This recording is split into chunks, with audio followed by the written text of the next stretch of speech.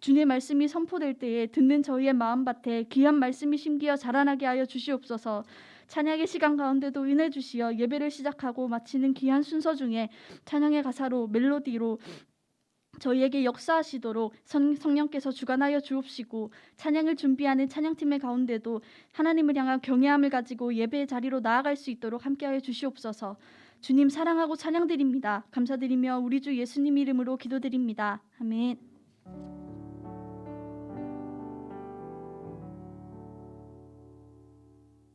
감사합니다.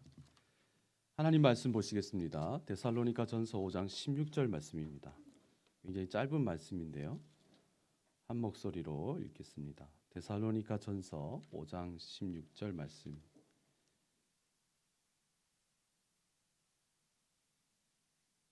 데살로니가 전서 5장 16절 한 목소리로 크게 읽습니다. 시작.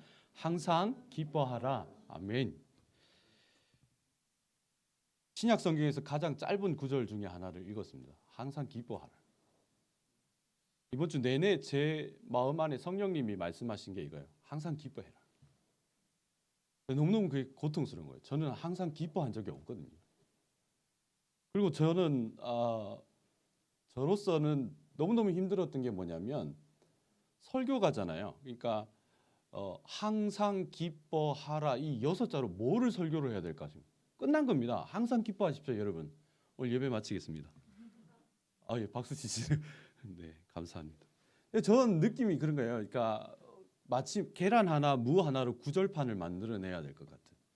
항상 기뻐하는데 뭘로 어떻게 기뻐할까? 항상 기뻐하는 건 뭔가? 진짜 성경은 우리에게 항상 기뻐하라고 말씀하셨음에도 불구하고 우리 인생은 왜 이런가? 왜 성령님은 나한테 이렇게 말씀을 하시는가? 여러 가지 생각을 하다가 하나님 아버지, 이게 항상 기뻐해라 이걸로는 설교가 안 됩니다. 그래서 데살로니가 전서의 전체 개관을 얘기하고, 이 데살로니가 전서를 이렇게 얘기할 수밖에 없었던 바울의 상황들을 얘기하고, 그리고 바울 그 속에서 이제 항상 기뻐하라, 쉬지 말고 기도하라, 범사에 감사, 이게 한 세트의 말이거든요. 사실 떨어져 있는 말이 아닙니다. 그러니까 이게 전체의 맥락 속에서 하나님 요거를 그럼 왜 기뻐하는지 요거를 하면 되겠네요 생각했는데, 새벽마다 하나님이 저한테 말씀하신 게 뭐였냐면은 항상 기뻐하라, 요걸로만 설교하라. 그래서 제가 하나님 앞에 원망하고 불평하기를, 하나님 저는 유기성 목사가 아닙니다. 저는 이 짧은 걸로 주제 설교라는, 저는 강해 설교라고요. 주로 스토리 이렇게 막 말을 짜짓고 막 이래가지고 이거 몰랐죠? 이런 거예요. 뭐 이렇게 얘기를 해야 되는데 갑자기 그냥 기뻐하라. 뭐를 기뻐? 너무너무 힘이 든 거예요. 그래서 하나님, 난 도저히, 그래서 다른 구절도 막 찾고요. 막 다른 말씀 찾고, 내가 잘 아는 사무엘 상하를 할까 뭐 이렇게 하다가, 근데 하나님이 저한테 말씀하시기를 그때 뭐라고 말씀하셨냐면, 항상 기뻐하라는 그 성경 기쁨에 대해서 얘기하지 말고 너의 삶을 얘기해봐라, 그렇게 얘기를 하시더라고요. 그래서 오늘은 제가 지금까지 했던 설교의 방식과는 조금 다르게 해보려고 합니다. 근데 1부터 했는데요, 제 느낌 완전 망했어요. 하나님, 이거 하나님 뜻대로 하라 그랬는데 하니까 설교 분위기 너무 완전 망했다니까 주님이 저한테 딱 물으시더라고요. 망해도 기쁘냐? 네, 주님, 뭐 하나님이 하라는 대로 그냥 선포하고, 그냥 설교 분위기, 뭐 성도들이 은혜 받든 안 받든 오케이, 그냥 하나님 하라는 대로만 말합니다. 여러분, 항상 기뻐하는 인생 되기를 간절히 축복합니다. 근데 제가 이 짧은 말 안에 사실은 항상 기뻐하라 이 두 단어면 되는 건데, 사실은 이 두 단어가 저한테 주는 이 짧은 얘기지만은 그 안에 주는 깊은 태산 같은 무게가 있어요, 저한테는. 여러분, 기뻐하는 인생이십니까? 뭐가 세상에 그냥 기뻐하라 그러면 기쁘면 되는 건데 그 뭐가 그렇게 힘들까 생각을 해도, 저는 원래 성격이 예민하고 염세주의적인 스타일이거든요. 그러니까 항상 뭔가 이렇게 하면은 저를 아시겠지만 뭐 표정도 암울하고 막 그래요. 그러니까 항상 막 성도님들이 저한테 보고 걱정해 주신 게, 아유 전사님 고생이 많으시죠? 예, 고생이 많습니다. 이렇게 말하고 싶지만 그렇게 말할 수는 없잖아요. 아, 괜찮습니다. 그러니까 저를 이미 그렇게 보고 계신 거예요. 근데 이게 본문에서 기뻐하라 이런 말이 그냥 감정적으로 억지로 짜내서 그냥 기뻐해라 이런 말이면은 조금 한결 쉬운 건데, 사실은 이 본문에서 깊이 우리에게 말하는 것은 뭐냐면 기쁨이 너의 삶의 동기가 되게 해라, 그런 말이거든요. 여러분, 우리의 삶을 이끌어가는 근본적인 동기들이 우리의 삶 속에 늘 있습니다. 그게 별거 아닌 것 같아도, 그리고 화려하게 얘기해도 참 그것이 우리의 삶의 영향력이라는 것이 너무너무 큰 거야. 제가 알고 있는 한은 제 삶에서 가장 큰 부자분이 계신데, 그 아버님이 제 고향에서 머슴살이 하셨어요. 그 일제 시대 때 얘기는 1920년대 30년대 말씀이시니까. 근데 그분이 양자로 들어갔답니다. 근데 말이 양자지 그 시대에 이렇게 머슴으로 이렇게 양자라고 부르고 일은 머슴같이 시키는. 그래서 늘 막 검을 깃고 통영이니까 막 찬바람에 고기 마르고 그렇게 오면은 그 부모랑 그 친가족들은 이렇게 저기 따뜻한 방 나루에서 그렇게 모르겠어요. 저는 그 느낌을 모릅니다. 여러분 한번 생각해 보시죠. 이 텐마루에서 이렇게 쳐다보고 있는데 위에 하룻불에 앉아서 자기들끼리 모찌떡을 이렇게 먹는 거예요. 근데 자기는 그 집에 수십 년을 살아도 한 번을 그 모찌떡을 주신 적이 없대요. 그럼 이 사람의 인생을 끌어가는 게 뭘까요? 그렇게 돈이 많아지고 회장님이 됐는데 그 인생에 계속 쟁겨놓은 게 냉동고에 있는 모찌떡이에요. 그래갖고 그거 하나 녹여 먹는 게 인생의 기쁨이고 그게 인생의 동기더라고요. 그러니까 우리는 크게 정말로 우리의 삶이 이렇다 저렇다 하고 이렇게 거칠애로 가식으로 말하고 우리를 싸매고 있는 게 많은지는 몰라도 우리의 삶을 이끌어가는 것은 사실은 굉장히 초라하고 자꾸 하나 그 별거 아닌 그거예요. 배고픔에 내 인생을 끌고 가는 사람들이 있어요. 나 배고프지 않으려고. 난 남한테 이겨보려고 살아가는 사람이 있어요. 나 초라하지 않으려고. 아니면은 정말로 그 막연히 그냥 미래가 들어와서 자꾸 뭔가 쌓아놔야 되는 사람이 있어요. 돈을 이빨 벌어놓고 그냥 써먹지도 못하는 사람이 있어요. 그냥 자꾸 그렇게 하는 이유가 너무 간단한 건데 그냥 미래가 두려운 거예요. 그러니까 우리의 삶의 동기라고 하는 것이 근본적으로 볼 때는 부정적인 것이 많다. 특히 한국 사회가. 자식이 공부 안 하고 집에 있으면 너 그러다가 뭐 하고 살래 너? 공부해라. 왜? 경쟁에서 이겨야 되니까. 돈을 벌어야 되니까. 불안하니까. 너의 수치심을 갖추기 위해서. 그런 것이 우리의 신앙생활을 해도 마찬가지입니다. 근데 오늘 이 본문에 우리 주님은 우리에게 기뻐하라라고 말씀하세요. 그것은 뭐냐면 앞서서 말한 것처럼 기쁨으로 너의 삶의 근본적인 동기를 삼으라는 거예요. 여러분, 저는 제가 이 사역을 하면서 CCC 아까 우리 그 간사님이라고 불러줘서 감사한데 저는 교회에서 전도사입니다. 근데 어쨌든 그 15년 간사 생활을 하고 그리고 여기서 또 한 3년 했잖아요. 그러니까 그 짧은 시간이 아니에요. 사실은 18년을 한 거예요, 제가. 근데 그 사역 속에서 계속 내가 했던 그 사역의 동기, 그러니까 내 삶을 그 사역을 열심히 하는 그 동기의 유발점은 항상 부정적인 요소였어요. 생각해 보면 왜 사역하십니까? 제가 불쌍해 갖고요. 그리고 제 인생을 어쩌라는 거예요? 내가 사랑받고 내가 CCC에 들어갔더니요. 전도를 제가 순원을 20명을 전도를 했거든요. 공부 하나도 안 하고. 그랬더니 사람들이 대단한 사람으로 박수 쳐주니까 그때부터 미친 듯이 공부만 하고 전도만 하고 다니는 거예요. 인정받으려고. 내 신앙이 계속 그렇게 쳇바퀴 돌고 사역했는데도 그 습관이 그대로 남아서 계속 교회를 해도 마찬가지고 사역을 해도 마찬가지고 삶을 살아도 마찬가지고 뭘 해도 마찬가지고 이걸 해도 마찬가지고 아이고 저거 불쌍해. 이거를 어떡하고 저거를 어떡하고 이렇게 해야 되니까 그러고 있는 거. 제가 생각을 해봤어요. 성령 하나님이 왜 이번 주간을 한 주간을 계속 제 마음 안에 항상 기뻐하라. 여러분 설교 다 까먹어도 됩니다. 요거 하나만 기억하시면 돼요. 항상 기뻐하라. 뭐만 하려 그러면 항상 기뻐하라. 왜 이렇게까지 제 마음속에 이 말씀을 하시는가?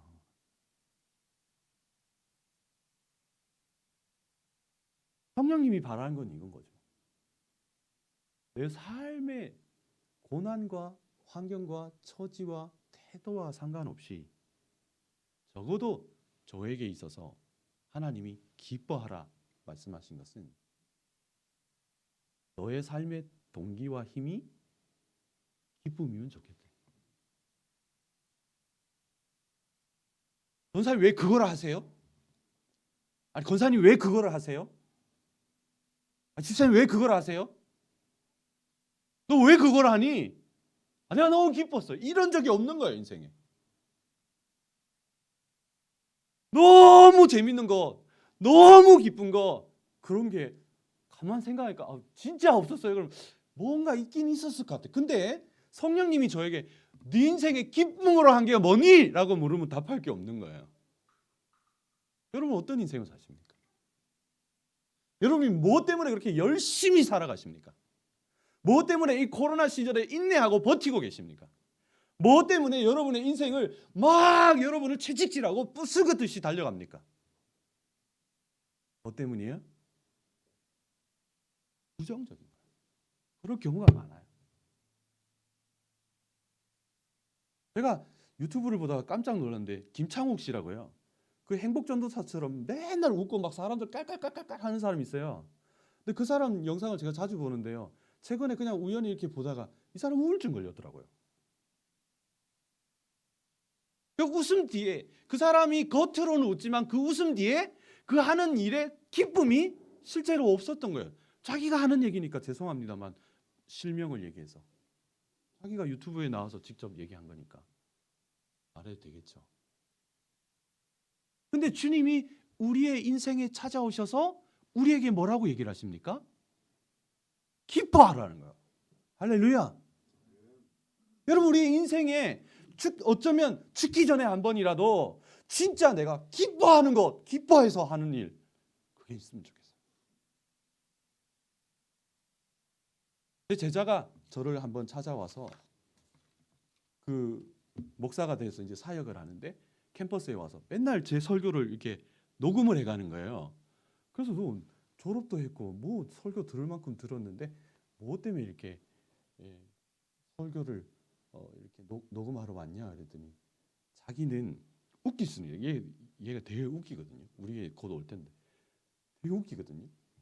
근데 자기가 교회에서 사역을 해보니까 부흥을 하려면 울려야 된다는 거예요. 그 울리는 것만큼 사역이 효과적인 게 없대요. 제가 그거 잘하잖아요. 못합니까? 그 울리는 거 잘하는데 자기는 그래서 내 설교를 뺏기는 거예요. 맨날 타이핑 다 치워요. 녹음해서 또 듣고 그래서 자기가 해보니까 안 맞는 거야. 그래서 왜 안 되지 그랬더니 자기는 간사님처럼 마음에 한이 없어서 안 된대. 칭찬같이 절대 안 들리더라고요. 근데 성령님이 저에게 일주일 동안 자꾸 얘기하시는 말씀을 통해 저한테 소망이 하나 생겼어요. 근데 잘 못할 텐데 여러분이 볼 때마다 저에게 말씀해 주십시오. 항상 기뻐. 옆 사람 보고 한번 인사해 보세요. 항상 기뻐해 너. 그래서 제가 오늘 여러분 안 울릴 겁니다. 안 울려야지. 울릴 방법도 없고 웃겨야 되는데 웃길 방법도 없고 그냥 읽고만. 어쨌든 소망이 하나 있는 게 뭐냐면 내 안에 계신 주님의 기쁨으로 내가 기뻐하고 성도들 기뻐하는 인생을 좀 만들었으면 좋겠다. 슬픈 것도 때로 필요하지만 내 안에 기쁨이 있으면 좋겠다. 오죽하면 성령님이 일주일 동안 내 귀에 딱지가 않도록 뭐만 하면 기뻐. 너 기뻐해. 일부 설교 망치고 막 들어가는데 우리 유담이가 아빠 이거 어디 있어 저거. 성령님이 딱 말씀. 항상 기뻐. 일단 그거 어디 있을까? 기뻐할 수. 30초 전에 얘기거든요. 한 30분 전에 얘기거든요. 하나님 역사하시니까 마음 안에 탁 떠오르다. 여러분도 이번 일주일 그러길 바랍니다. 여러분 인생 속에 뭐가 화가 날 일 있으면 항상 기뻐라. 탁 떠오르는. 이건 저주가 아니죠. 축복이 있기를 바랍니다. 근데 저는 성격이 못됐거든요. 그거 아시죠? 아무도 반응 안 하면은. 네. 근데 제가 장로님 감사합니다. 이렇게 크게 아멘해 주신 게 처음인 것 같아요. 장로님 용서하실 줄 믿습니다. 근데 하나님한테 제가 버티기를 뭐라고 버텼냐면, 하나님 나 기뻐도 못하지만 이게 항상 기뻐하냐.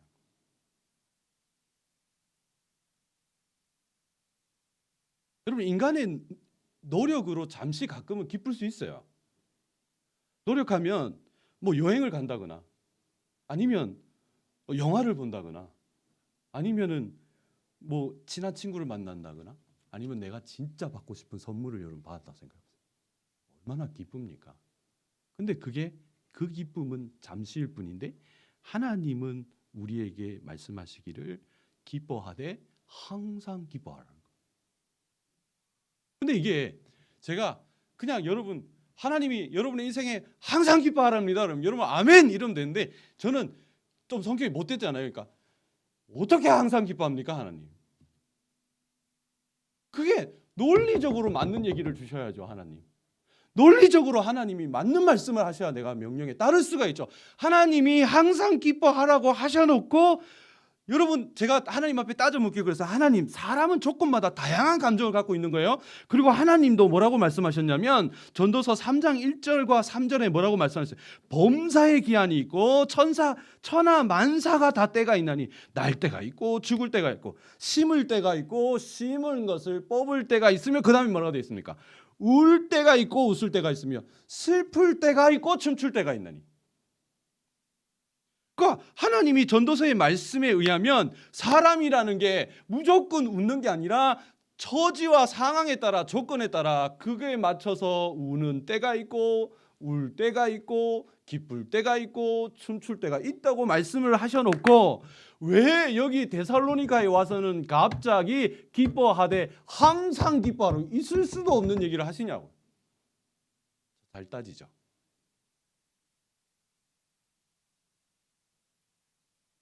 뿐만 아니라 사람은 처지에 따라 일어나는 공감이라는 게 있는 거거든요. 여러분 데살로니가를 기록한 바울 그 자신도 로마서 12장 15절에 뭐라 그랬냐면 너희는 즐거워하는 자와 함께 즐거워하고 우는 자와 함께 울라 그랬단 말이에요. 그러면 이것을 기록하는 바울도 가만 보면 그 데살로니가 전서를 기록하는 그 당시의 바울의 처지가 여러분 기뻐할 만한 상태가 아니에요. 우리가 지난주에 그 드로아의 바울의 처지를 묵상했던 것처럼 바울이 마게도냐의 환상을 통해서 유럽 가서 당한 일이 뭡니까? 빌립보 가서 감옥 다니죠.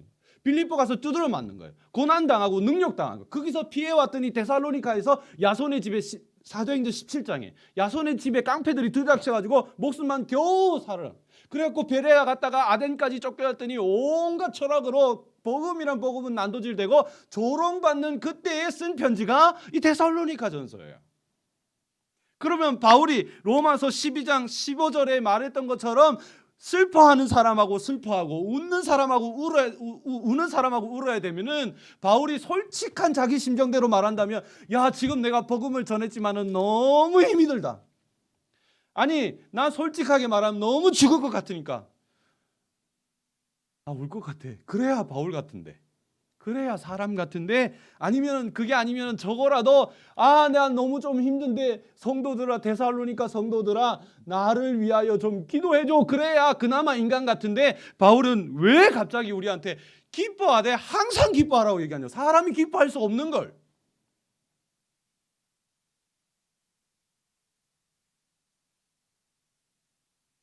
바울은 기뻐하되 항상 기뻐하기를 너희의 감정의 표현을 넘어서 온 심정을 다해서 항상 언제든지 삶의 모든 순간에 기쁨을 놓치지 말아라 이렇게 얘기해요. 그런데 여러분의 인생을 한번 잘 생각해 보십시오. 이 코로나19의 이렇게 어려운 순간들을 넘어가는 이 순간에 뭐라고 인생이 하나 잘 되는 게 없고 고난이 많고 너무너무 힘든 이 온갖 감당할 수 없는 일이 첩첩산중인 거예요. 산 하나 넘으면 또 산 나오고 산 하나 넘으면 또 산 나오는 게 인생 같은데 뭘로 기뻐하는 건 좋겠는데 기뻐 노력하면 좋겠는데 뭘로 기도하되 항상 기뻐하라고 바울이 얘기하냐고. 자기도 그렇지 않으면서 하나님도 그렇게 말씀하지 않으셨는데 왜 갑자기 그렇게 하냐고요. 그래서 우리가 기뻐하되 항상 기뻐하면 왜 그래야 됩니까? 그러면은 많은 목사님들이나 교회에 나오는 답이 항상 그래요. 하나님 명령이니까. 우리는 그러니까 하나님이 우리에게 기쁨을 얘기하시면서 너 기쁘면 좋겠다. 아니면 너 기뻐할래? 기쁘면 어떻겠니? 그렇게 권유로 얘기한 게 아니고 기뻐해라. 항상 기뻐해라. 그렇게 명령하셨기 때문에 우리는 믿음이 있기 때문에 하나님의 명령대로 우리의 상황과 처지와 환경과 내 노력과 상관없이 그냥 기뻐해야 된다는 거예요. 그게 믿음이라는 거예요. 그게 순종이라는 거예요. 그러면 어떻게 될까요? 여러분 하나님 명령이니까 믿음이라도 기뻐할 조건이 없지만 억지로 웃으면 아마 이런 모습일 거라 생각. 제가 그 영화 하나 이렇게 유튜브에 찾았거든요. 한번 보여주실래요? 이 사람 웃죠.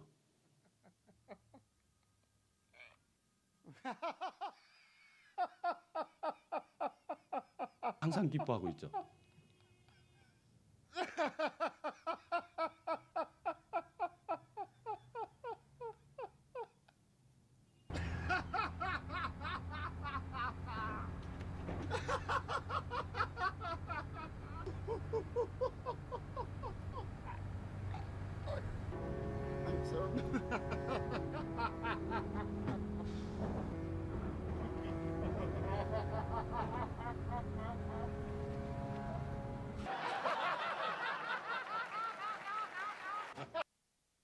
네, 감사합니다. 계속 이게 한 5분 동안 내내 웃거든요.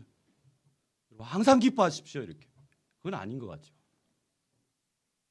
그러니까 우리가 하나님이 명령하셨기 때문에 내 생각과 내 감정과 아무런 이유도 없이 무조건 하나님 말씀에 순종해서 억지로 웃는 삶을 하나님이 요구하신 게 아니라는 거예요. 그러면 우리는 기뻐할 일이 없지만은 내 처지를 생각하면 기뻐할 수 인생이 아니지만은 나 같은 성품과 어떤 그 기질로는 기뻐할 수가 없지만은 하나님이 우리 모두에게 동일하게 말씀하시기를 기뻐하되 항상 기뻐하라고 말씀하시는 이유가 뭐냐는 거예요. 여러분 바울은 이 말을 하면서 기뻐하는 그 사람들이 여전히 고난 속에 있는 사람들인 것을 우리에게 말해줍니다. 여러분 데살로니가전서 5장 15절에 보면 삼가 누가 누구에게든지 악으로 악을 갚지 말게 하고 서로 대하든지 모든 사람을 대하든지 항상 선을 따르라 이렇게 돼 있어요. 여러분 이게 고린도 전서를 읽고 있는 이 사람들의 처지에 대해서 바울이 얘기하는 거거든요. 아이러니하게 이 사람들은 지금 악을 악으로 갚을 일을 당하고 있는 사람들인 거예요. 근데 그들을 향해서 악을 악으로 갚지 말고 모든 일에 선으로 갚으라고 얘기하는 거는 이 사람들은 지금 복음 속에 있지만 인생에 고난이 있는 사람들을 보고 말하는 거예요. 그냥 평안하고 기쁜 일이 있어서 기쁘시죠. 요즘 일이 잘 되시니까 기쁘시죠. 장사가 잘 되니까 기쁘시죠. 자식이 잘 되니까 기쁘시죠. 교회가 부흥하니까 기쁘시죠. 돈이 되니까 기쁘시죠. 건강하니까 기쁘시죠. 이게 아니라 지금 이 사람들은 지금 악을 악으로 갚아야 될 일이 있는 사람들을 말한다고요. 예수 믿는 그 처지 하나 때문에 지금 고난 속에서 죽기의 일부 직전의 일을 당하고 있는 사람들을 향해서 바울이 말하기를 항상 기뻐하라. 그러면 그 기뻐해야 하는 분명한 이유와 처지가 있어야 될 텐데 그 분명한 이유가 없으면 그는 아까 조커가 말한 그 사람 되게 지금 영화 보신 분이 있겠지만은 그 인생이 굉장히 어려움이 많은 사람이거든요. 그래서 이 사람이 너무 스트레스를 받아갖고 틱장애가 온 거 아닙니까? 그래갖고 뭐 상황과 환경과 상관없이 무조건 웃어요 이 사람. 그러한 거 아닐 거 아니에요. 그러면 우리는 하나님이 우리한테 행할 수 없는 일을 명령하진 않으셨을 텐데 분명히 우리가 행할 수 있기 때문에 명령하신 줄로 믿습니다. 그러면은 그 기뻐하는 이유가 있어야 될까요? 뭘로 기뻐하기 때문에 항상 기뻐할 수 있다고 말하는 거예요. 여러분, 세옹지마라는 말이 있지 않습니까? 옛날에 한 노인이 기르던 말이 도망가니까 말 잃어버렸으니까 슬퍼해요. 그랬더니 좀 있다가 그 말이 더 잘생긴 말을 한 마리 데리고 와요. 그래서 기뻐해요. 그래갖고 이 말이 요었으니까 한 마리 더 생겨 말을 길들여야 되니까 그 세옹의 할아버지죠. 그 할아버지의 아들이 그 말을 길들이려고 말 타다가 떨어져서 다리가 부러지고 장애인이 쩔름발이가 돼버려요. 그래 또 슬퍼하고 그랬는데 그 한 나라에 전쟁이 나갔고 그 떨어진 것 때문에 그 아들이 전쟁 못 나가고 목숨 얻지 않습니까? 그래서 또 기뻐하고 그게 세옹지마예요. 우리의 기쁨은 항상 롤러코스터예요. 그 조건대로라면 전도서 말씀처럼 슬플 때가 있고 기쁠 때가 있고 울 때가 있고 춤출 때가 있고 그 기쁨이 될 수가 없는 거예요. 기뻐하긴 하되 항상 기뻐할 수는 절대 없어요. 근데 하나님이 이 데살로니가에 있는 믿는 백성들에게 기뻐하되 항상 기뻐하라는 근본적인 이유가 뭘까? 그는 바울이 이 복음을 전하는 그 대상자들을 부르는 호칭에서 나오는데 항상 기뻐라고 부르는 특별한 호칭이 계속 반복되는 게 있습니다. 너희들이라는 거예요. 그러면서 형제들이라고 말해요. 바울은 그 데살로니가 전서 5장 13절에 이렇게 얘기했습니다. 그들의 역사로 말미암아 사랑 안에서 가장 기히 여기며 너희끼리 서로 화목하라 그래요.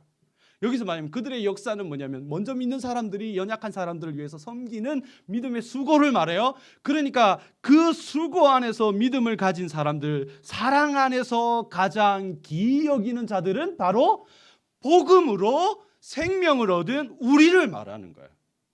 그러니까 우리 안에 기쁨은 뭐냐면요, 복음으로 인한 기쁨이어야 돼요.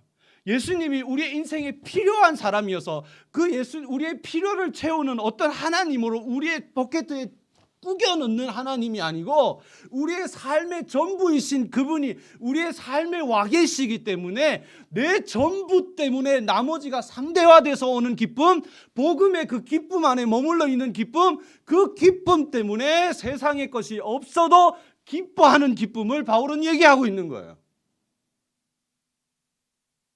여러분, 우리가 이 코로나19 이 세월 속에 정말로 이 2020년을 저주와 원망과 불평으로 보내버리지 않기를 원합니다. 우리가 아무리 생각해도 11월이 왔어요. 11월 당연히 추수감사제. 감사해야 되겠네. 그냥 암만 생각해도 감사할 일이 없는 거. 2020년에 여러분 뭐가 그렇게 감사할 일이 있습니까? 막 억지로 쥐어 짜려고 하는 거예요. 그래서 또 이게 추수감사는 왔고 감사는 해야 되겠고 뭘로 감사를 해야 될까? 암만 생각해도 감사할 거리가 없는데 주님이 말씀하시기를 이 말씀을 딱 떠올리게 하시고 우리가 한 달 동안 이 말씀을 붙잡고 하나님 앞에 진심으로 우리의 삶 속에 우리 안에 있는 복음 안에 머물러서 기뻐하는 인생들이 되기를 원합니다. 항상 기뻐하십시오. 어느 순간마다 그 복음 안에 머물러서 정말로 그 복음 안에 롤러코스터 타는 감정의 그것으로 기뻐하는 인생이 아니라 내 안에 계신 주님, 아멘. 내 안에 복음으로 오신 그 주님이 그 안에 머물러 있게 하심을 경험하는 여러분 인생 되기를 원합니다. 그 주님 의지하고 주님 바라봤더니 내 안에 알 수 없는 기쁨이 세상이 주는 기쁨이 아니라 주님이 주시는 기쁨을 누리는 여러분 인생 되기를 간절히 축복합니다. 그럼 마지막으로 하나가 남았어요. 어떻게 항상 기뻐하냐? 이 사람들이 그냥 고난받는 사람이었는데 그냥 기뻐하는 것이 아니라 복음으로 기뻐한 거거든요. 근데 그 복음으로 어떻게 항상 기뻐하냐? 이게 우리의 가장 큰 난제 아닙니까? 근데 사실은 저도 이번 주 한 주 그 성령님이 계속 얘기하시는데 그 잘 안 되더라고요. 가장 안 되는 게 우리 고향의 아버지 만났을 때. 한 달에 한 번에 그 큰아버지랑 눈이 실명돼가 한쪽은 실명되고 한쪽은 이제 남아있는데 그게 부종이 와갖고 앞뒤가 안 보이고 맨날 부산대학병원에 오시거든요. 그럼 바빠 죽겠는데 가야 돼요. 죄송한 말이지만. 근데 제 안에 솔직한 마음에 내 부모님을 향한 감사가 없더라고요.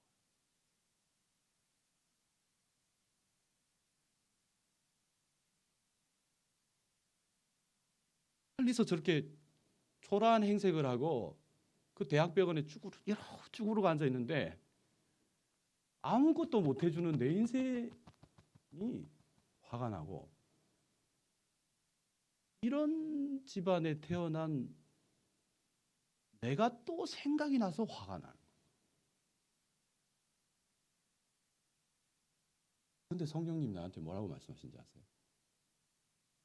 항상 기뻐. 우리는 처지와 환경에 따라 가는 곳마다 우리의 기쁨이 바뀌어요. 근데 우리 안에 오신 그 주님을 우리의 기쁨의 근원으로 분명하게 삼으면 그 주님의 기쁨 때문에 그 처지와 환경을 이겨내고 항상 기뻐할 수 있는 줄로 믿습니다. 여러분, 제가 이 뒤에 설교 막 많은데요, 그거 다 차차하고 다음 주에 다시 얘기하더라도 한번 생각해봐요. 간단하게 하나 생각하십니다. 여러분, 오늘 설교 어려울 거 하나 없어요. 다 까먹어도 좋아요. 딱 두 단어만 기억하세요. 뭐만 기억하시면 됩니까? 항상. 그 다음 뭐예요? 기뻐하라. 다시 한번 해볼까요? 항상 기뻐하라. 한 번 더 해볼까요? 항상 기뻐하라. 여러분, 일주일 내내 이 말씀이 여러분의 삶 속에 기억나기를 바랍니다. 설교를 듣고 설교 때 은혜 받고 거기에 머무는 인생이 아니고, 이 11월 한 달 동안 우리가 더불어 함께, 우리 모두가 함께 진짜로 더불어 함께 예배하고 더불어 함께 기도하고 더불어 함께 나누고, 그러면 하나님이 은혜를 더하고 기쁨을 더하고 생명을 더하고 소망을 더하는 은혜가 우리 가운데 있기를 원합니다. 그래서 이 간단한 말씀이 우리의 삶 속에 더해지기를 원해요. 생각나기를 원해요. 항상 기뻐. 여러분, 그 방법에 대해서 20절, 21절이 이렇게 얘기합니다. 그 21절, 22절의 말씀에 범사에 헤아려 좋은 것을 취하고 악은 어떤 모양으로도 버리라. 여러분, 우리는 이것이 율법적이고 도덕적이고 행위적인 것으로 생각하지만요, 그렇지 않아요. 여러분, 이 말씀의 전체 맥락이 뭐예요? 우리 안에 예수님이 복음으로 오셨어요. 아멘이십니까? 예수님 어디에 계셔요? 여기에 계세요. 심장에 계신지 허파에 계신지 그런 식으로 얘기하면 뭐 할 말이 없지만 여기에 계세요. 그러면 범사의 모든 일에, 이해돼요? 모든 일에 헤아리라는 것, 이게 틀렸는지 맞는지 네가 판단하지 말라. 네가 헤아려라. 이건 틀렸네. 이건 저 인간이 잘못했네. 요만큼은 저 인간이 잘못하고 요건 나 잘못했네. 그렇게 계산하라는 게 아니고요. 여기서 헤아리라는 거, 판단을 유보하고 거기 머무르라는 거예요. 여러분, 우리 인생의 모든 일의 범사에 좋은 일, 나쁜 일, 이것은 내가 잘했니 못했니 를 헤아려 멈추는 여러분 되기를 간절히 축복합니다. 그러면 그 멈춰서 좋은 것 뭐예요? 우리 주 예수 그리스도 복음을, 기쁨을 선택하는 여러분 되기를 원합니다. 그리고 그 좋은 것을 취하고 예수님 외의 기쁨, 할렐루야, 예수님 복음 외의 모든 것은 악은 어떤 모양으로도 우리 안에 올지라도 버려버리는 여러분 되기 간절히 축복합니다. 제가 해봤는데 솔직하게 제가 설교하는데 가장 두려운 것은 뭐냐면, 해봤는데 저도 잘 안 되더라고요. 그런데요, 성경은 반드시 된다고 말합니다. 아멘. 그걸 제가 하나님 이거 도저히 안 되겠나, 설교 못 하겠어요. 그때 하나님이 저한테 보여주신 말씀이 24절 말씀이에요. 너희를 부르신 이는 미쁘시니 그가 또한 이루시리라. 할렐루야. 정말로 우리 안에 머물러 계신 그 예수 그리스도로 말미암아 그 복음의 기쁨의 모든 일에서 머물러 있는 여러분 되기를 간절히 축복합니다. 하나님의 복음의 기쁨 안에 머물러 있으면 항상 기뻐할 수 있는 존재인 줄로 믿습니다. 그래서 우리가 한번 일주일을 해보자고요. 모두가. 설교 다 까먹어도 좋아요. 뭐가 어렵습니까? 항상 기뻐요. 안 되면 안 되는 대로 나누고, 되면 되는 대로 감사하고. 근데 우리의 삶을 듣고 그냥 눈물을 흘리고 찬송하고 끝내버리는데 너무 아까워요.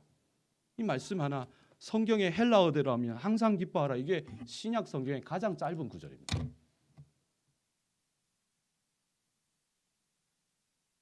그 말씀 하나, 가장 짧은 구절 하나를 내 삶에 시연해 본 여러분 되기 간절히 축복합니다.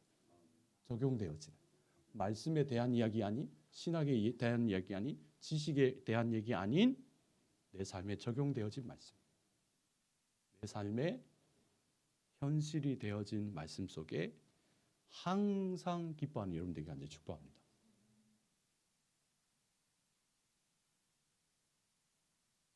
같이 한번 찬양하면서 주님 앞에 나갔으면 좋겠습니다.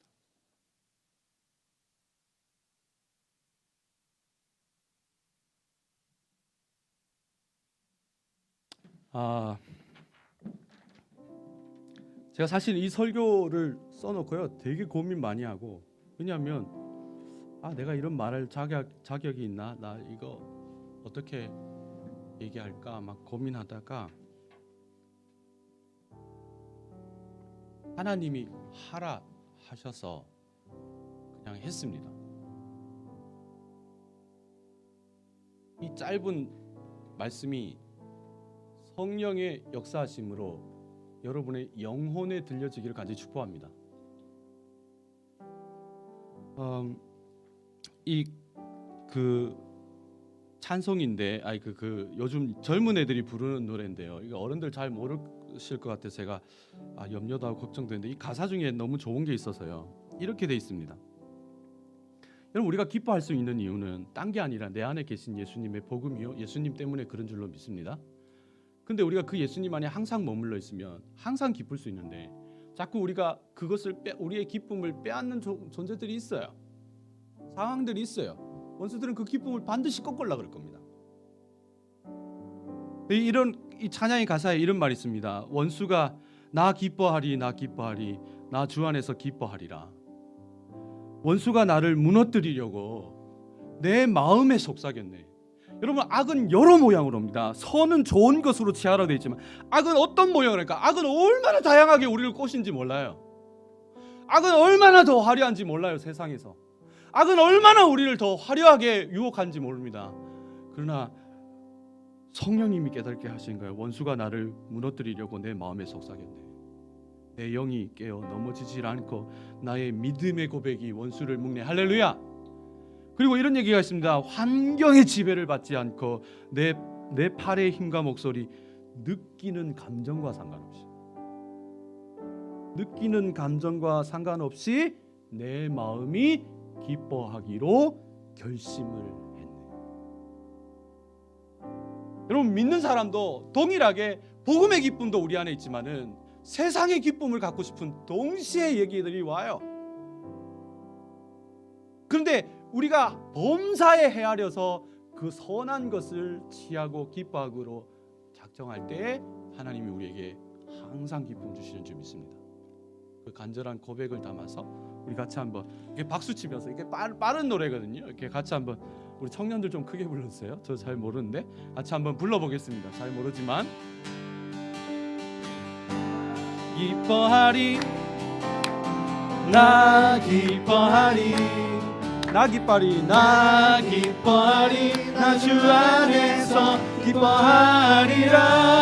나 기뻐하리 나 기뻐하리 나 기뻐하리 나 기뻐하리 나 주 안에서 기뻐하리라. 원수가 나를 무너뜨리려고 내 마음에 속삭였네. 내 영이 깨어 넘어지지 않고 나의 믿음의 고백이 원수를 묶네. 아멘. 나 기뻐하리 나 기뻐하리 나 기뻐하리 나 기뻐하리 나 기뻐하리 나 주 안에서 기뻐하리라. 다시 한번 나 기뻐하리 나 기뻐하리 나 기뻐하리 나 기뻐하리 나 기뻐하리 나 주 안에서 기뻐하리라. 환경의 지배를 받지 않고 내 팔의 힘과 목소리, 느끼는 감정과 상관없이 내 마음 기뻐하기로 결심을 했네. 아멘. 나 기뻐하리 아멘. 나 기뻐하리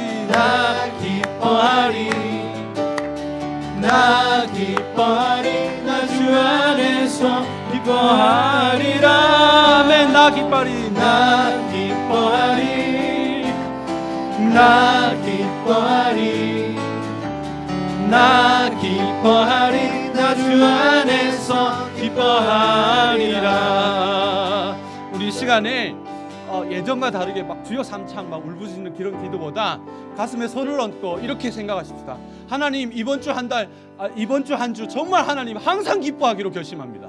하나님 아버지 내 안에 있는 예수 그리스도로 말미암아 그 복음의 기쁨 안에 머물기를 원합니다. 주님 도와주세요. 주님 깨닫게 해주세요. 나 기쁨을 주세요. 주님의 기쁨을 주세요. 세상의 기쁨이 아니라 하나님의 기쁨을 주십시오. 하나님 지금 이 순간에 내가 항상 기뻐하기로 결심합니다. 항상 기뻐하기로 작심합니다. 하나님 도와주십시오. 우리 같이 한번 자신의 인생을 놓고 기뻐하기로 결심하는 기도를 하나님 앞에 드리겠습니다. 하나님 아버지 감사합니다. 항상 기뻐하라 말씀하시고 하나님 아버지 쉬지 말고 기도하라 말씀하시고 하나님 아버지 범사에 감사하라 말씀하셨습니다. 하나님 아버지 너무나 짧은 말씀이 한 말씀 하나 하나님 아버지 정말로 우리의 삶에 실현하지도 못하고 실천하지도 못하고 하나님 아버지 정말로 어두움 가운데 하나님 아버지 낭만 가운데 좌절 가운데 하나님 아버지 정말로 하나님 아버지 정말로 주님 아버지 앞에 하나님 아버지 쓰러져 있는 인생이 아니고 아버지 내 안에 오신 그 주님 나를 위하여 죽으시고 십자가에서 죽으시고 부활하셔서 내게 오셔서 그 하나님 나라의 복음을 전하시고 하나님의 통치를 주시고 하나님의 평강을 주시고 하나님 나라의 보화를 주신 그 하나님이 내 안에 계시고 내 안에 전부이고 나의 삶의 전부이고 아버지 내 인생의 전부이고 내 인생의 목표이고 내 인생의 하나님 아버지 목적이고 나의 소망이고 나의 기쁨이고 나의 하나님 아버지 은혜이기 때문에 하나님 아버지 그 하나님 앞에 집중하고 그 하나님을 붙들고 그 하나님 때문에 기뻐합니다. 하나님 아버지 그 하나님의 복음에 머물러 있을 때 하나님 아버지 범사에 헤아려 좋은 것을 취하고 악한 모양으로 버리는 그 지혜를 주셔서 하나님 아버지 주님 앞에 머물므로 기뻐하는 인생 아버지 되게 하여 주시옵소서. 하나님 아버지 주님의 은혜를 더하여 주시기를 원합니다. 하나님 아버지 범사에 감사함으로 쉬지 말고 기도함으로 항상 기뻐할 수 있는 인생 되게 하여 주옵소서. 하나님 아버지 명령하실 때 하나님 아버지 우리를 핍박하기 위해서 우리를 곤란케 하기 위해서 우리를 망하게 하기 위해서 우리를 하나님 아버지 되지 않는 그 죄책감을 주기 위해서 명령하신 것이 아닌 줄로 믿습니다. 네 안에 복음이 있어. 네 안에 예수이고 내가 있어. 나 바라보면 항상 기뻐. 나랑 함께하면 항상 기쁠 수 있어. 그 마음이